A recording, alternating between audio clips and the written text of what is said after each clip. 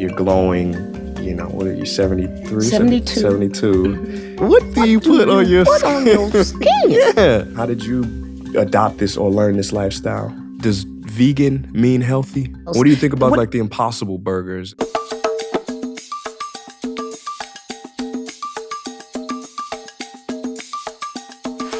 Welcome Thank you. to Sauna Sessions. Thank you, honey. I love this. This is wonderful. Thanks Crazy for having idea, me. right? Yeah, it is. Sweating. It is a crazy idea. And I was very careful with the spray paint on my face today because I was like, he ain't going to have me up in a box. And I don't want all my stuff just like... Nah. That would be horrible. Nah. But yeah, back to how I nourish myself. I don't sit down to massive plates of food. I'm not there anymore. Yep. It's just too much. Okay. Like I make meals out of a handful of nuts. Awesome. Yeah. Awesome. Yeah, so I think there was some Olympian who lived until he was like 106, and he was asked, what's the secret to your longevity? And he said a child-sized portion of food. I think that's the only thing that scientists have agreed on when it comes to like longevity is caloric intake, not eating a lot. Now I used to, oh my gosh, like, because I don't, but I grew up, and you could probably tell, like, very slim, like my proportions. Right.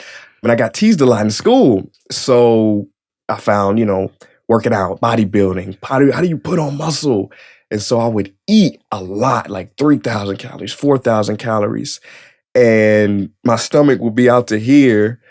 And was it a bad decision? Probably. I probably could have done it differently, but that's all I knew how to gain weight was eating a bunch of food. Wow.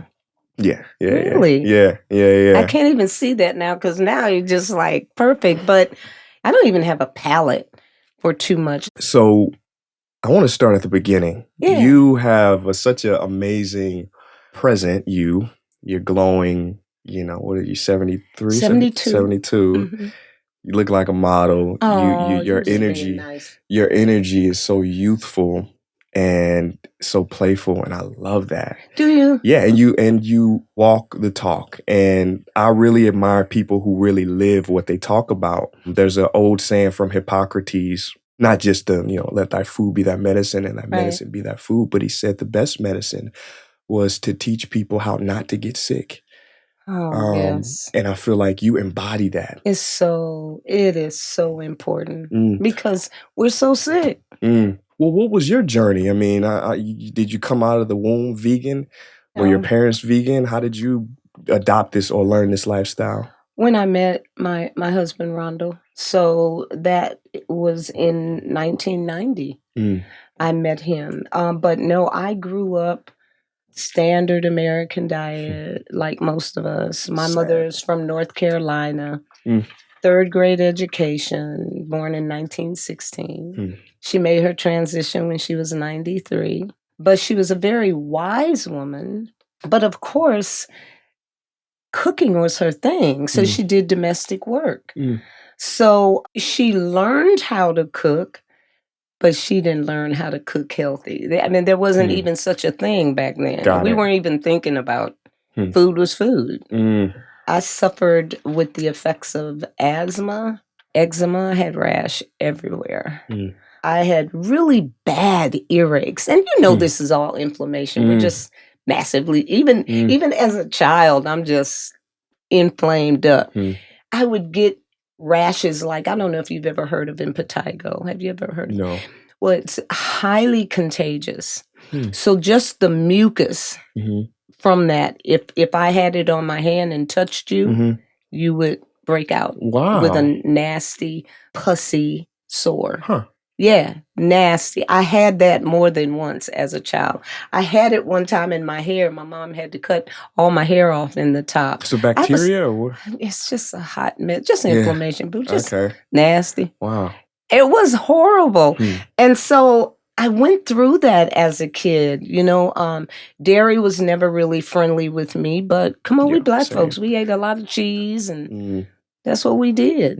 And so I suffered for years until I met Ron in 1990, and he shared my very first vegan meal. And it was basmati brown rice. I had never even heard of basmati brown rice. Mm. He had a cracked wheat bread with, I think he made me string beans, and he made this tofu. So he cooked this tofu in a way that, because of the texture, I kept calling it chicken. I kept saying, can I have more Okay. chicken? Yeah. And he kept saying, I'm not feeding you chicken. And then he gave me 2 books. But before we ate, he took me to Griffith Park. Have you ever been to Griffith Park? I have, yeah. Have you ever run the hills of I have Griffith? not. Okay. I need to. Is it tough? Oh my God, it's wonderful. Mm. It is. If you like outdoor workouts, which I do, I started with outdoor workouts.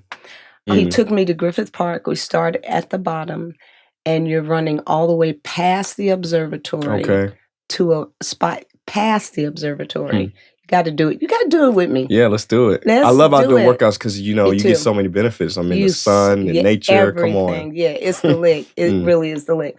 So he ran the whole thing backwards. So I'm thinking to myself, and sister ain't been nowhere in years. I was doing what everybody else did: go to work, come home, and sit on the couch and watch TV. I thought to myself, God, if this guy is running this thing backwards like this, one day I'm going to be able to, maybe at a walker's pace, but I'm going to stay in a running mode and run this thing.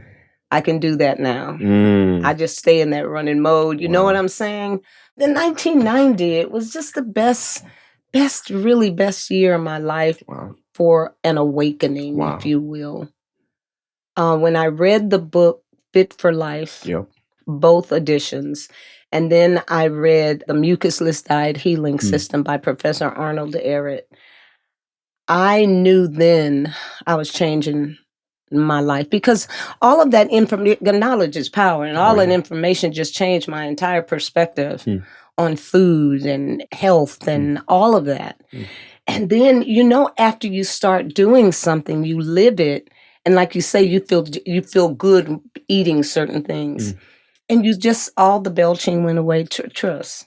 I was the loudest belching sister. Broke a couple records. Baby. Yeah. I would shatter this glass in this little box.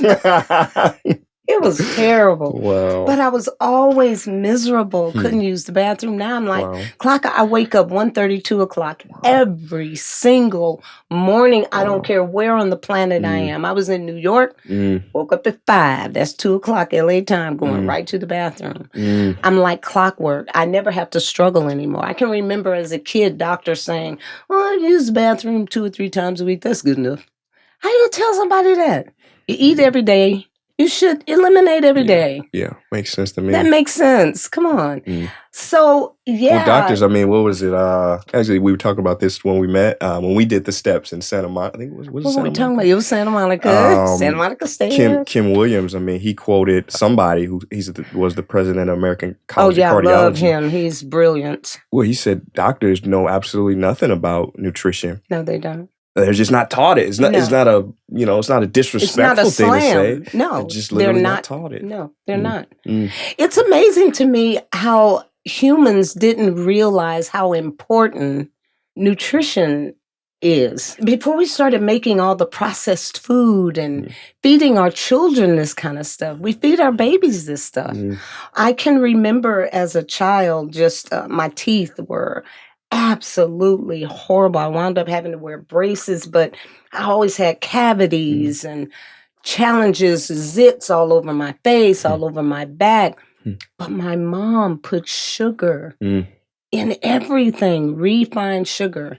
And I asked her once, why do you use so much sugar in everything? Her spaghetti sauce tastes like you could drink a glass of milk with it. It tastes like dessert. That's spaghetti sauce. That's spaghetti sauce. Wow. So sweet. And she said, because where I come from, the gardens, veggies that came out of the garden were sweet. These vegetables don't taste like that. But she's from North Carolina, and they were sharecroppers. So, she was getting it fresh. The soil was good back then. So you can just imagine how things tasted to her coming out of the garden. And she was trying to mimic that and share that with us.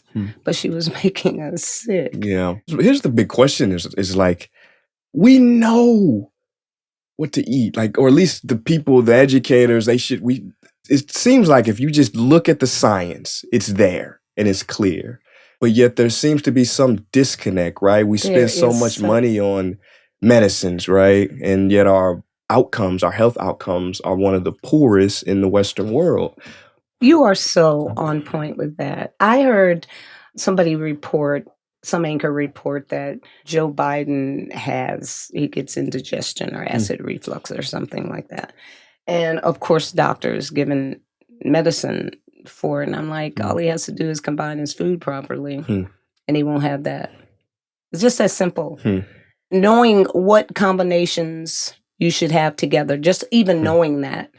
But what happens is the pharmaceutical companies, it seems like they own medicine. They own the medical, everything about it, because that's what they do. They sell drugs. But the problem that I have with that, even a simple Tylenol is liver toxic. Yep. And so if I can eat the illness away, why do I want to take your chemical? Yeah. I think the first principle in medicine is do no harm. Yes. Right. So I don't see why people don't start there. Don't start with just eating it away. And older people, especially people my age and my mom, they believed in doctors. They believed in what doctors said. The white coats. Period. Done. And I'm sure we have a lot of people that are like that today. Yeah. Mm-hmm. My doctor said, and I'm taking 15 different meds, and that is not correct. Yeah. And I keep bringing up Hippocrates, but I keep remembering quotes from him. He said, if you're not your own doctor, you're a fool. Thank you. I feel so blessed now because from whence I came, and to be here now at 72.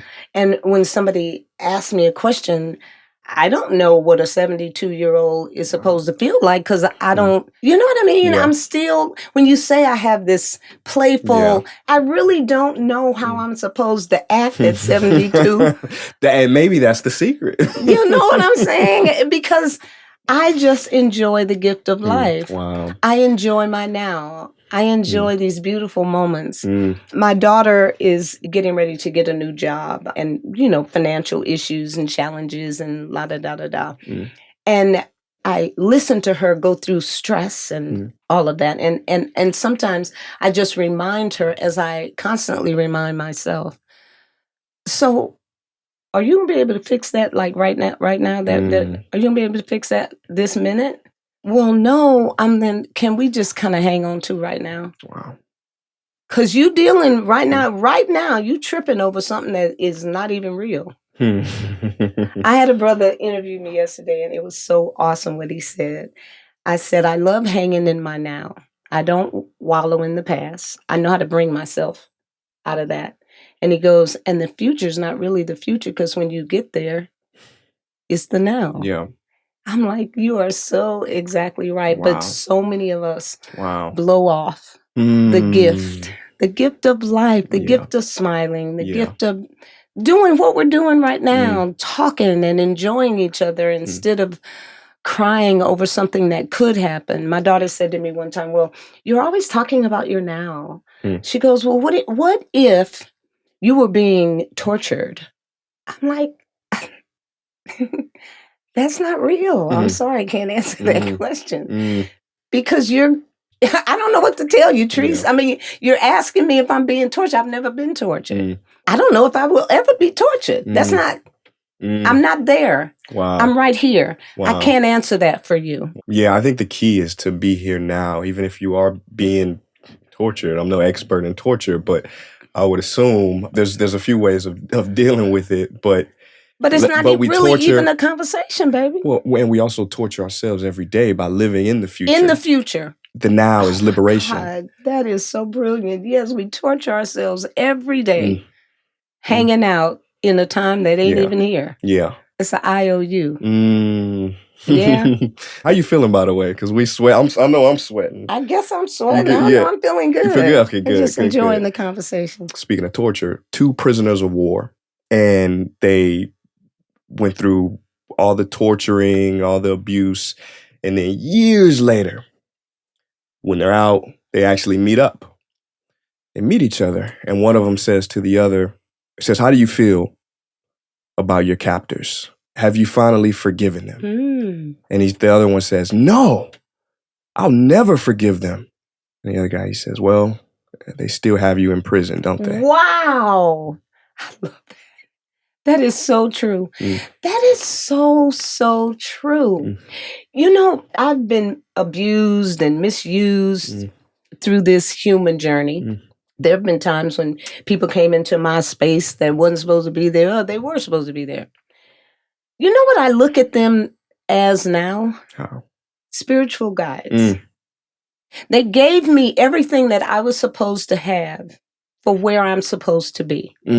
There was a kid that her stepdad, she claimed, was at like 1, 2 o'clock in the morning at the foot of her bed with a flashlight looking at her under. And she was uncomfortable, horrified. Her mom didn't believe her. I did, because of from where I've come. She can come. You got a bedroom in my house. She came and lived with me. Wow. That's what I was supposed to do. I was supposed to be there for her. I was supposed to understand what she was saying to me. I got it. You know? I got it. Wow. So there are guides, and I've learned so much. I am the person I am today. I mean, I could be some old grumpy, cranky old lady and just bitter about everything, but I'm grateful more than I am bitter. And when you embrace that thing that we were created in and of, which is love, when you embrace that, you realize it's such a much better place to be. That's it. Ain't it? It's home. It's home, man. It's like, it just makes, my life is really good. And somebody asked me in the interview yesterday, so what do you have to say today, now? And I just said, I'm glad I grew up. Wow. I'm glad I grew up. Yeah. Yeah, gratitude really is a superpower. Isn't it? And you've, from what I've learned about you, you've kind of been through almost so many different things in your life. And all of that created the beautiful lotus that sits in front of me. You know, that's so sweet of you, but really isn't the human just is going through a journey. It's just it's an experience. This whole thing, this humanness. I'm energy. I will never cease to exist. When this human form goes away, my energy moves on. That's it. I want to get into that. I want to get into the spiritual aspect because, I think a lot of people, even when you talk about health, is so bodily focused and we forget the spiritual aspect. Yes. But I think you say we all come from the love that created us. I cannot separate myself from the intelligence that did all of this. How can I? I am a mere expression of it. Period. Over and out. That's why I'm here. Beautiful. It allows me to express it. Just like that food you're going to eat when you come to stuff I eat is an expression of me. Wow. So, love that. But isn't it so good? Isn't it so good? But it makes life so much easier. It really does. Yeah. I used to cry a lot. And the one thing that I am learning as I am 72 years old still is, do you know you, Babette? Do you know who you are? Boom. Because so many fights and arguments, first off, is because you have a lack of knowledge of self. And then your ego gets in the way. Most fights are ego-driven. I'll say all of them. Just crazy. But the whole thing is, why did that bother you, what they said? Why did that bother? Do you know who you are? Yeah, and I'm not that. Let me share this with you. I called a girlfriend yesterday. I thought I needed a lump sum of money to help somebody else. And I didn't have it, but I wanted to help them. So I'm calling somebody that I know got plenty money. And I called them, but they don't loan money. That's just not not their groove. Yeah. And I know that. But I called them and I said, look, I just need from this amount to that amount, and I'll give it back to you on such and such a day. I know y'all ain't tripping about loaning money, but. So she sent me a text. And she said, "You're right. I don't loan no money."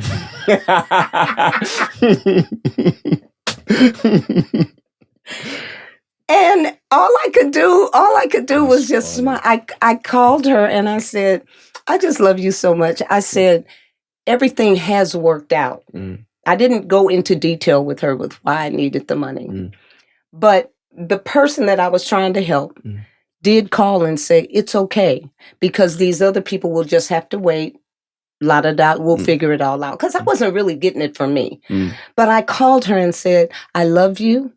Everything did work out for me. Great. We'll be talking later." Awesome. And you see what I'm saying?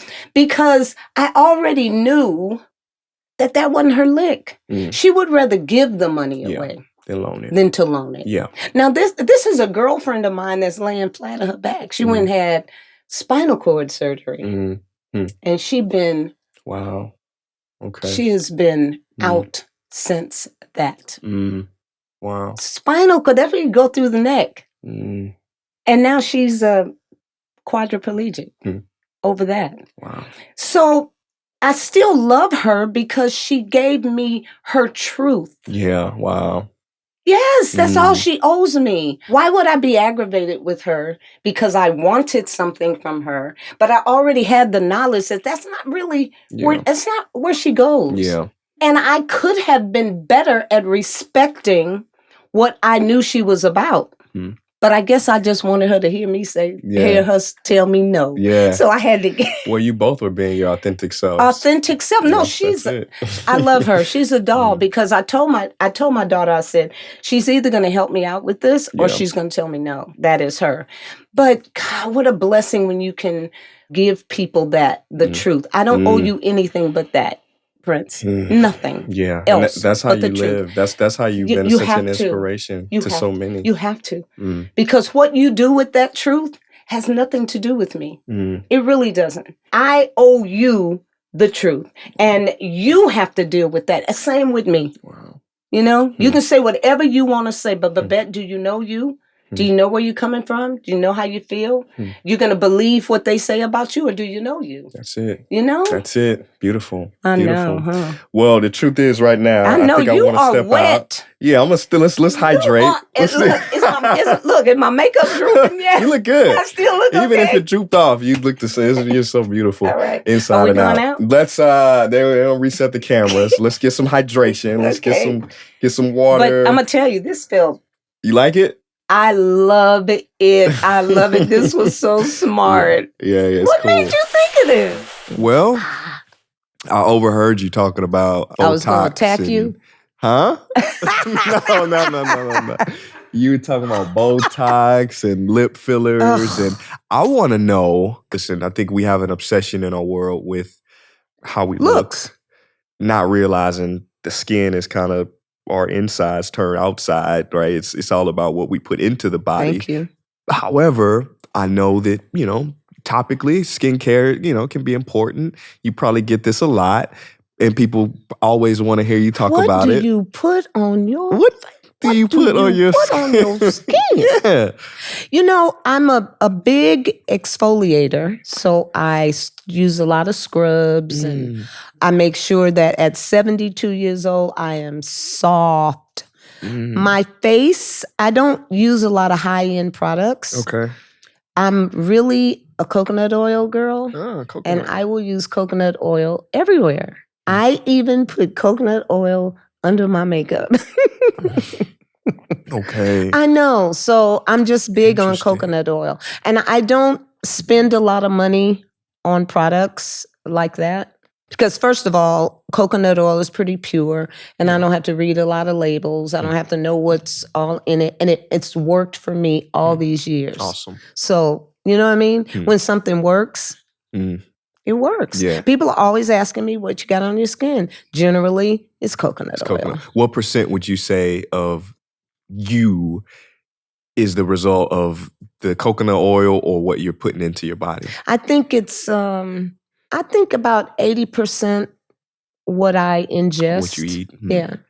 Yeah. Awesome. I think so. Okay. Because you are what you eat. Yeah. And remember, I tell you, my skin was horrible before, really bad before. So I had to change my eating habits to be where I am now. Yeah. Speaking of eating habits, let's talk about live food. I live by a few principles. Try to, at least. Nobody's perfect. I forgive myself, but you ain't running 100. What? You not? No, I'm not perfect. No one's perfect. One principle that I love, that I think can make a big difference in a lot of people's lives, is to eat food, number one, with ingredients you can pronounce. And number two, eat food that rots. I love that. You're just brilliant. You sure you ain't running 100? I'm sure, yeah, I'm sure. But this whole concept of live foods, I've heard it a lot. I never just consciously did it. Maybe I still try to eat real foods, obviously that don't rot. But I don't go after foods that have that living vibration. You do. Listen, whenever you cook anything to temperatures over 115 degrees Fahrenheit, you have just killed the life in that food. Okay? So if you want live, because you can dehydrate and still hold on to the life in the food, right? Because the dehydrator doesn't have to get that high in temperature. I love, corn on the cob. Yeah. I love sweet corn on the cob. But I also like it after it's just slightly not hot, because I don't want to boil it. What I want to do is put that corn in there and let the water get hot enough that it's about to boil. Then I take my corn out. Okay. I want it warm, but I still want it sweet and full of juice. Wow. Now, if you overcook that same corn, you know when you bite into it's dry. Yeah. You just killed it. So that's pretty much what I'm talking about. I'm talking about eating life versus death. I got a restaurant. My menu at the restaurant, I consider a transitional menu. I practically cook everything in there. You know what I mean? I mean, when you put kale in a pot and you boil it for 30, 45 minutes, you just got some soft leaves. Wow. Seasoned. You know what I mean? But for people that don't eat this way, that choose to transition, and especially Black folks, if it don't taste right, that's just something Black folks have just been like, can you just make it taste good, please? Yeah. Or they're funny style. They don't want it. They don't even want to taste it if they think it's not going to taste good. Yeah. So we mimicked everything but less the animal products. Less the refined sugar, the preservatives, the garbage. So we kept it clean, but we're still applying the heat. I love that. Yeah, but see, for me, my go-to is, like I said, I will make a handful of nuts a meal. I can't do all of that food anymore. It's just way too much for me now. So juicing first thing in the morning, that's my thing. I'm juicing. I'm making 32-ounce jars of juice, and that's what I'm eating for a while I'm at work cooking. How many times do you eat a day? Sometimes 2. My juicing is eating. Yeah. And I start off with that. And sometimes when I'm at stuff I eat, anymore, unless it's a salad or something like that, I'm over it. Got it. I've been there. Come on. I've been cooking this food for years, so I'm not interested. I don't want that.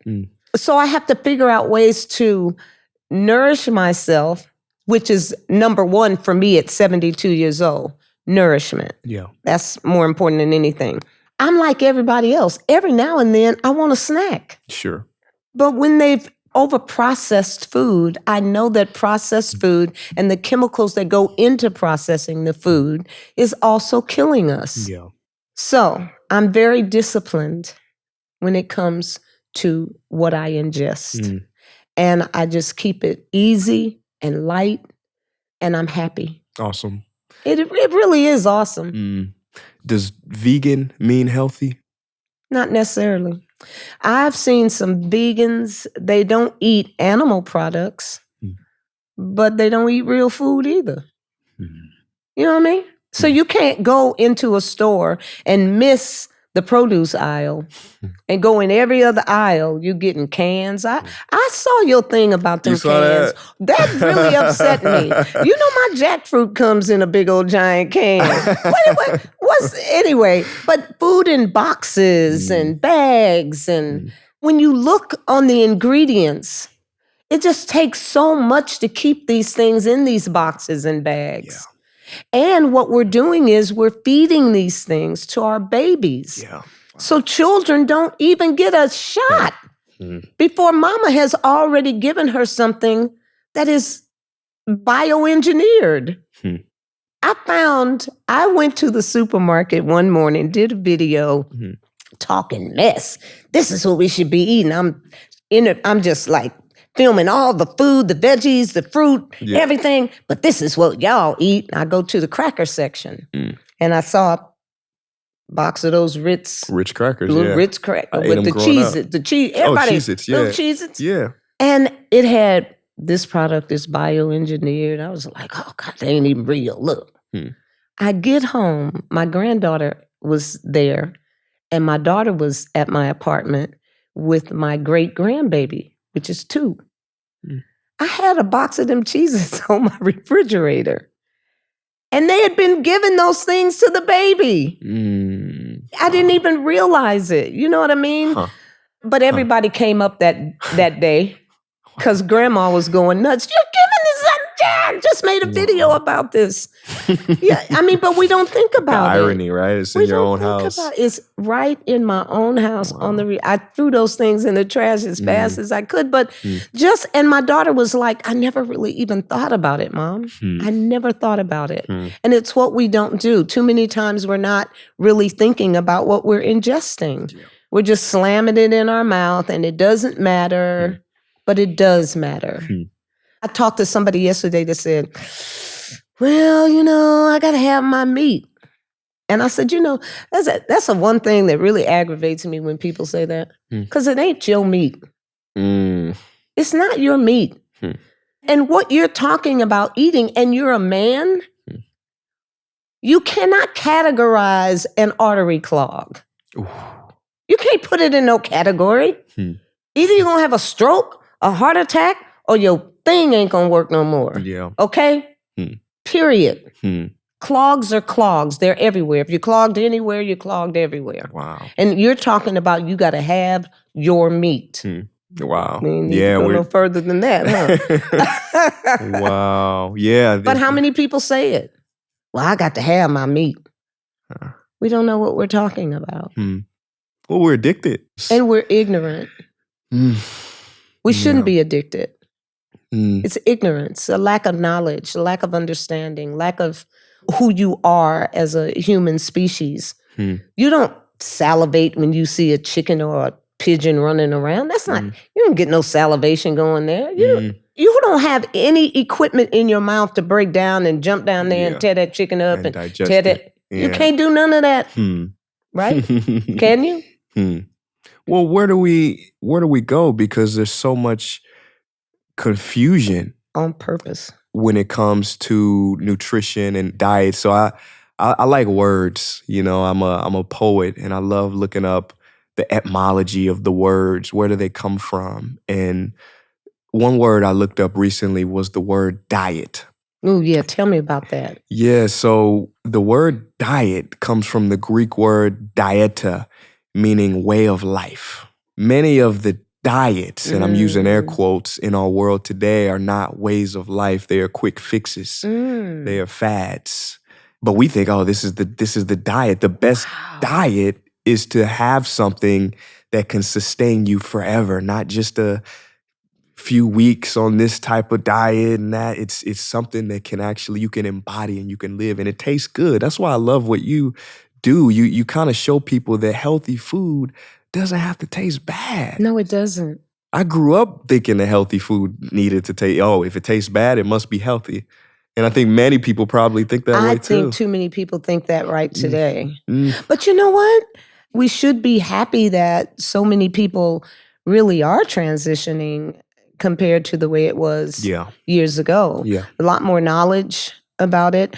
Unfortunately, I'm not wild about some of the choices They may be vegan, but Yeah. sometimes the manufacturers have a lack of knowledge and understanding, or Yeah. they just don't care. Mm. And they're making this food, it's minus the animal product, but they're making this food as junky and as messy Yeah. as anything else. What do you think about like the Impossible Burgers and the Beyond? See, I make my own burger. Okay. I make my own burger because my daughter and I were together one day and she wanted a vegan burger and she stopped. They have little vegan burger spots now. But of course they're using all those burgers. Yeah. And she sat down. Now, she suffers with diabetes.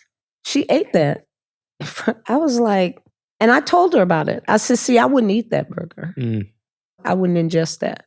And especially with what you deal with. Yeah. She didn't even think about it. She goes, I didn't even think about it. It's vegan. Well, it's going back to kind of the question I Right. said, right? We think vegan means healthy. Right. That's why I brought it up. And now she's just like, no, I don't eat those burgers anymore. But that is why I wanted stuff I eat to have its own burger. We make our burgers out of nuts and rice, period. Okay. And our burger is one of the hottest sellers. Wow. Because I'm not doing that. I won't eat that myself. You know what I mean? I can't wait to Another try word that I think is a good word, chlorophyll it. and humans. How necessary is chlorophyll for the human species? Massively necessary. Give me everything green. Yeah. Let me juice everything green. Really? 5? Oh, it's over. It can't be. Chlorophyll. Okay. And where do you get chlorophyll from? Like every green All plant? the green stuff. Okay. Man. I love that you said you use that. What's the powder? Spirulina. I keep spirulina always. And like that stuff I eat, you can have yourself a nice dark green spirulina smoothie. Oh, nice. Okay. But yeah, once I realized the importance of chlorophyll and the importance of us getting enough, that's why my juices, for the most part, are green. I always keep a lot of green veggies. I will overload it with green veggies. And then I'll make myself a fun punch with beets. Oh, okay. You know? Nice. Ooh, nitric oxide. Yes, Beets are you know what great. I'm saying. Beets are amazing, aren't they? Yeah. I love them. Yeah. Yes. They're a good pre-workout too. Yeah.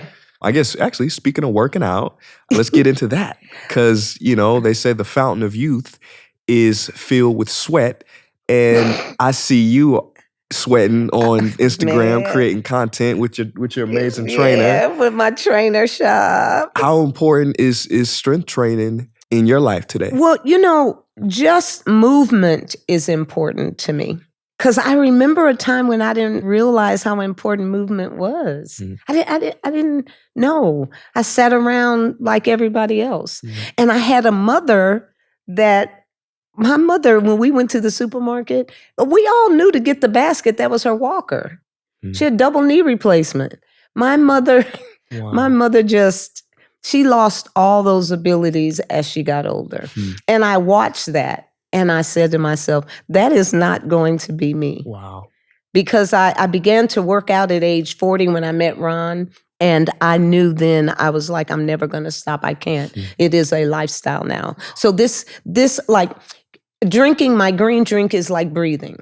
It's just a part of my life. Movement is just a part of my life. Wow. And that's what it has to be. Isn't that true? You can't have to be thinking about it. It has to be like, I woke up this morning. Yeah. Part of just who you are. Wow. Movement is so important. You're talking about identity. Yes. Yeah. It is it has to be who you are. Nobody is going to get up and drive over to Shops to her little gym and work out for me. Nobody on the planet.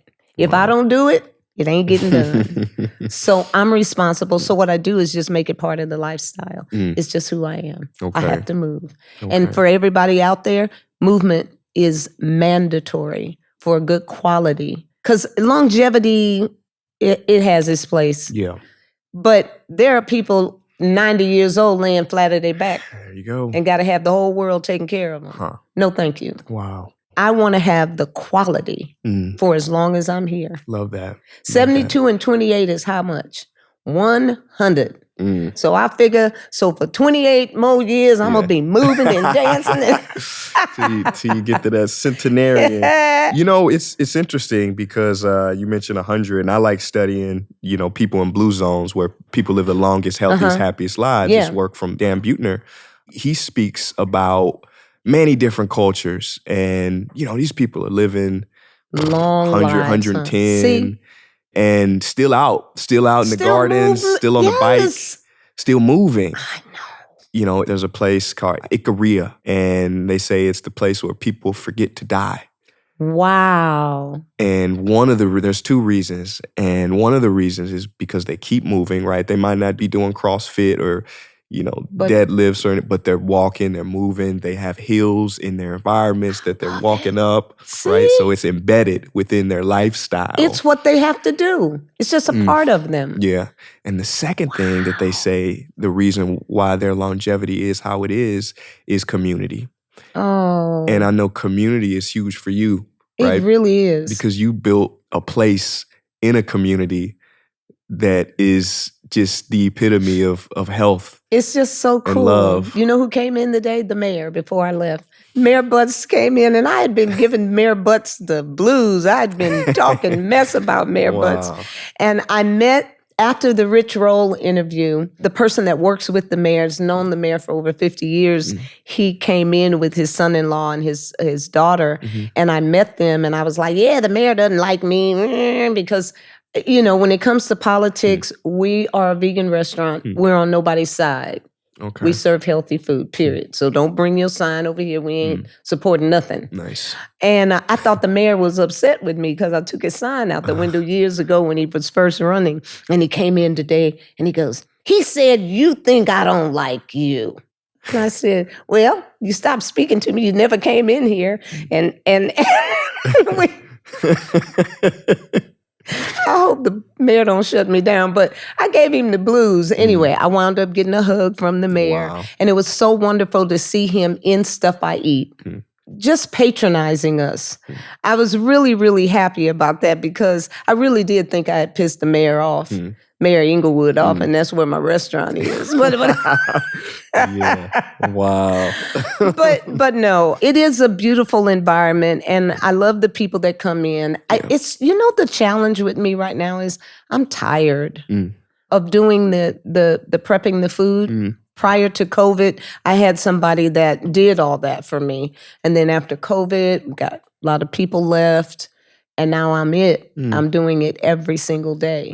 I want to come to Portugal. I want to travel to Africa. I don't want to be in the kitchen every day slamming food. Sure.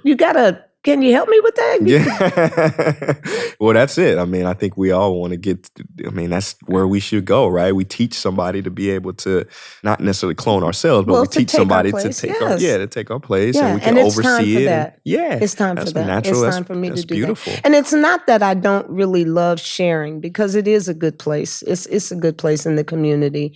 And I'm glad we brought it to the community because it wasn't there. And it needed to be. Also, I'm glad you did too. Yeah. Let's play a game. Uh-oh. It's like a rapid fire game. Are you sure? Yeah. Are you sure I'm going to be able to do it? Yeah, 100%. 100%. Don't you humiliate and embarrass me. No. It's a rapid fire game I like to play. It's called the 5 bests. First question, what was the best advice you ever got? The best advice I've ever gotten was to make sure that when I eat my food, I eat it properly. That was really good advice because I suffered a lot when I miscombined food. I was eating poorly. So it really didn't matter how good the food was. Yeah. But if I was ruining it after I ingested it, it was doing me no good. Okay. So i.e., I'm not going to eat a bowl of beans and eat some watermelon with it.